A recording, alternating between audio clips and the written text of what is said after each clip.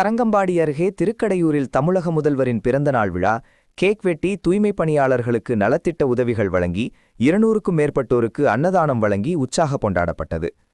மயிலாடுதுறை மாவட்டம் தரங்கம்பாடி தாலுகா செம்பனார்கோவில் மத்திய ஒன்றிய திமுக சார்பில் திருக்கடையூர் கடைவீதியில் தமிழ்நாடு முதலமைச்சரும் திராவிட முன்னேற்றக் கழகத்தின் தலைவருமான ஸ்டாலின் 73ஆம் பிறந்தநாள் விழா செம்பனார்கோவில் மத்திய ஒன்றிய செயலாளர் அமிர்த விஜயகுமார் தலைமையில் கொண்டாடப்பட்டது.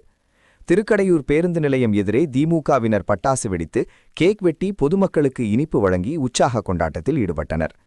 தொடர்ந்து புகழ்பெற்ற அபிராமி உடனாகிய அமிர்தகடேஸ்வரர் கோவில் அருகே 200க்கும் மேற்பட்டோருக்கு அன்னதானம் வழங்கப்பட்டது. மேலும் தூய்மை பணியாளர்களுக்கு வேஷ்டி புடவை உள்ளிட்ட நலத்திட்ட உதவிகள் வழங்கப்பட்டது. இந்நிகழ்ச்சியில் திமுக நிர்வாகிகள் பொதுமக்கள் என பலர் கலந்து கொண்டனர்.